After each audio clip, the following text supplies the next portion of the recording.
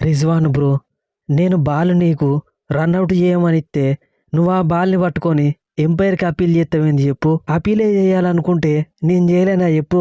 Ball నీకెందుకు ఇత్తా?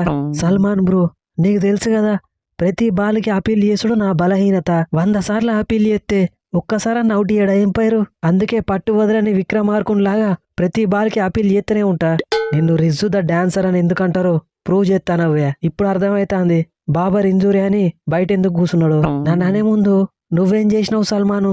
గా బ్రూకు 2 రన్ల దగ్గర ఉన్నప్పుడు సింపుల్ క్యాచ్ ఇచ్చిండు, డ్రాప్ చేసినావు. తర్వాత బ్రూకు 90 రన్స్ కొట్టిండు, అది కూడా ఆల్మోస్ట్ 100 స్ట్రైక్ రేట్ తోని. వర్షం వల్ల ఇంత 2 సెషన్లు ఆగిపోయినా అయిపోవు. ఎందుకు భయ్యా మీకు టెస్ట్ మ్యాచ్లు? వన్డేలు T20లే చక్కగా ఆడతలేరు, టెస్ట్ మ్యాచ్లు ఆడదామని వచ్చిల్లా? ఆల్రెడీ 200 లీడ్ ఉన్నది. ఇక ఇవాళ ఫస్ట్ సెషన్లో ఇంకో 100 రన్స్ లీడ్ ఇచ్చి తర్వాత 2 సెషన్లల్లో మిమ్మల్ని ఆల్అౌట్ చేసి 3వ రోజే ఆటను ముగిస్తాం. ఏదో ఇంజురీతోని బయట కూసుంటే కింత దారుణంగా ఆడతారావే? Just 171కే all out అయిపోయిల్లు. ఓలీ రాబిన్సన్కి 5 వికెట్లు ఇచ్చిళ్ళు, జాస్టాంకి 5 వికెట్లు ఇచ్చిర్రు. వాళ్ళ ఇద్దరు బౌలర్లే మన టీం మొత్తాన్ని పెవిలియన్కి పంపిల్లు. పోనీ తర్వాత ఏమైనా చేస్తారా అనుకుంటే జస్ట్ 2 సెషన్ల ఆటకే 366 రన్స్ ఇచ్చిళ్ళు. ఇక అటు ఇటు చేసి ఈ టెస్ట్ మ్యాచ్ పోయినట్టే కదా. బాబరు, మేమన్నా భయపడకుండా ఆడతాను, నువ్వైతే మ్యాచ్ స్టార్ట్ కాక ముందుకే ఇంజురీ అని బయట కూర్చున్నావు. నేను కెప్టెన్సీ చేస్తున్నా కాబట్టికే వాళ్ళ 4 ప్లేయర్లు హాఫ్ సెంచరీలు కొట్టిలు కానీ సెంచరీ దాకా పోలే. అదే నువ్వు కెప్టెన్సీ చేసేది ఉంటే ఖచ్చితంగా వాళ్ళ టీంలో 4 ప్లేయర్లు సెంచరీలు చంపేటోళ్ళు. బంగ్లాదేశ్ టీం పోయి ఆస్ట్రేలియాలో ఓడిస్తా అంటే మీరు మాత్రం కనీసం ఇంగ్లాండ్కి కాంపిటీషన్ కూడా ఇస్తలేరు కదా. మీరు ఆడే విధానం చూస్తే ఇంగ్లాండ్ వాళ్ళకి అసలు సెకండ్ టైం బ్యాటింగ్ చేసే అవకాశం కూడా అవసరం లేనట్టున్నది.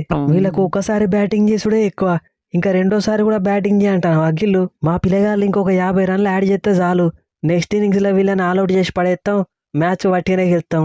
ఫస్ట్ మ్యాచ్ మీరు గెలవబోతుల్లని సంతోషపడకవా బ్రూకు. నెక్స్ట్ 2 మ్యాచ్లలో ఈ బాబర్ కంబ్యాక్ ఇస్తాడు, మ్యాచ్లు గెలిపించి సిరీస్ ఎగరేసుకొని పోతాడు.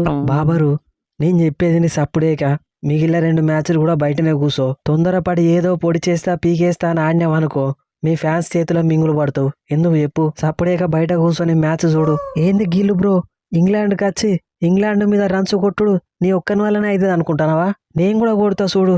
మా బౌలర్లను చూసి భయానికే బయట కూర్చున్నావు. నువ్వు ఇంకా ఆడుడు రన్స్ కొట్టుడు కూడానా? నువ్వైతే ఆటలోకి రా, వట్టిగానే బిసుకుతాం. డీకే భయ్యా, పాకిస్తాన్ టీంని మింగడానికే కామెంటరీ చేస్తానట్టున్నావు కదా. ఇంగ్లాండ్ వాళ్ళ కంటే ఎక్కువ వాళ్ళు నీ కామెంటరీకే భయపడతారు.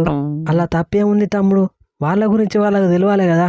ప్రతి వరల్డ్ టెస్ట్ ఛాంపియన్షిప్లా టేబుల్ లాస్ట్లో ఉండే వాళ్ళు ఏదో 2 సార్లు వరల్డ్ టెస్ట్ ఛాంపియన్షిప్ గెలిచిన టీం లెక్క బిల్డప్ ఇస్తారు. అందుకే కామెంటరీలో కూర్చొని వాళ్ళకు తగిన గుణపాఠం చెప్తున్నా. రిజు ద డాన్సరు, ఒకవేళ మేము అవుట్ అయితే మేమే నీకు చెప్తాం అప్పీల్ చేయమని. జర ప్రతి బాల్కి అప్పీల్ చేయకుండా ఉండరాదు, తలకైన వస్తుంది. అమ్మా, you can't cheat me route. నన్ను అప్పీల్ చేయకుండా ఆపి మ్యాచ్కి వెళ్దాం అనుకుంటాలా?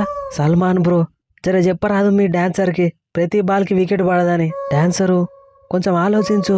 మరీ ప్రతి బాల్కి అప్పీల్ చేస్తే బాగుండదు. మళ్ళా నువ్వు స్టంపింగ్స్ రన్అట్స్ వదిలేసి మరీ అప్పీల్ చేయాల్సిన అవసరం ఏమున్నది చెప్పు? అవుట్ చేసినాక అప్పీల్ చేయాలి, అప్పీల్ చేసి అవుటా కాదా అని అడగద్దు.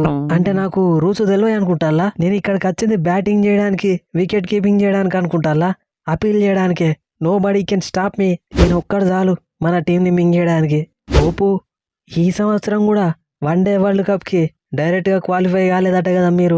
లాస్ట్ ఇయరే మీరు వరల్డ్ కప్లో ఆడకపోయేసరికి కిక్కు రాలేదు.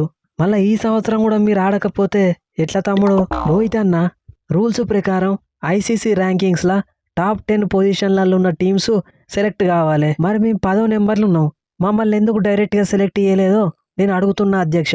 తమ్ముడు, నువ్వు అన్నది కరెక్టే, కానీ 2027 వరల్డ్ కప్ని హోస్ట్ చేయబోయేది సౌత్ ఆఫ్రికా, జింబాబ్వే. కాబట్టి ఆ 2 టీమ్స్ డైరెక్ట్గా క్వాలిఫై అవుతాయి. ఇక మిగిలిన 8 టీమ్సే. ఆ టాప్ 8 టీంలలో మీరు లేరు, అందుకే మీరు సెలెక్ట్ కాలేదు. 2 సార్లు వరల్డ్ కప్ గెలిచిన మేము లాస్ట్ 2 వరల్డ్ కప్లకు డైరెక్ట్గా సెలెక్ట్ కాకపోయింది. ఒక్కసారి కూడా వరల్డ్ కప్ గెలవని ఆఫ్ఘనిస్తాను, బంగ్లాదేశ్ డైరెక్ట్గా క్వాలిఫై అవ్వడేంది? మీరు ఆడే ఆట అట్లున్నది తమ్ముడు. మొన్నటికి మొన్న ఆఫ్ఘనిస్తాన్ ఐర్లాండ్ని క్లీన్ స్వీప్ చేసి మీకంటే ముందుకు పోయింది. బంగ్లాదేశ్ వాళ్ళు ఈ మధ్యలో బీభత్సంగా ఆడతాళ్ళు. ఇక మీరు ఆడిన ప్రతి వన్డే మ్యాచ్ ఓడిపోకుండా ఎట్లా సెలెక్ట్ అవుతారు చెప్పు? 2 సార్లు వరల్డ్ కప్ గెలిచినావు, 2 సార్లు వరల్డ్ కప్ గెలిచినావు. ఎప్పుడు గెలిచిల్లువా మీరు 2 సార్లు? ఎప్పుడో వరల్డ్ కప్ స్టార్ట్ అయినప్పుడు 1975, 1979లో గెలిచిర్రు. మీరు గెలిచి కూడా 50 సంవత్సరాలు దాటిపోయింది. అదేదో మొన్ననే బ్యాక్ టు బ్యాక్ వరల్డ్ కప్లు గెలిచినట్టు మాట్లాడతాను. గెలుతాం రషీదు, ఖచ్చితంగా గెలుతాం. క్వాలిఫైయర్స్ ఆడి మళ్ళా మెయిన్ ఈవెంట్లకు వస్తాం. వచ్చి మీకు ఈ వెస్టిండీస్ ప్రతాపం అంటే ఏంటిదో చూపిస్తాం. Last year Zimbabwe, Netherlands, Scotland తో ఓడిపోయి నాకౌట్ అయిపోయేళ్ళు గట్లనేనా? ఊకోవే రషీదు, పాపం సచిన పావని ఇంకేదో చంపుతావు. వాళ్ళే డైరెక్ట్ గా క్వాలిఫై కాలేదని బాధపడతారు.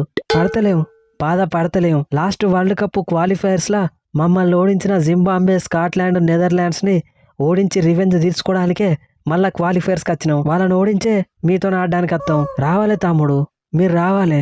అది ఐపీఎల్ అయినా ఐసీసీ టోర్నమెంట్ అయినా మీరుంటేనే కలర్ఫుల్గా ఉంటుంది.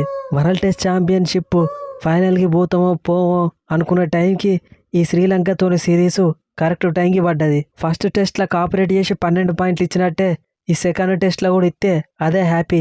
ఫస్ట్ టెస్ట్ మ్యాచ్లో 12 పాయింట్లు ఎట్లు ఇచ్చినావో సెకండ్ టెస్ట్ మ్యాచ్లో అట్లనే తీసుకుంటాం. ఏదో మా పిల్లగాళ్ళు జరంతా తడబడ్డారు కాబట్టి మీరు గెలిచిర్రు.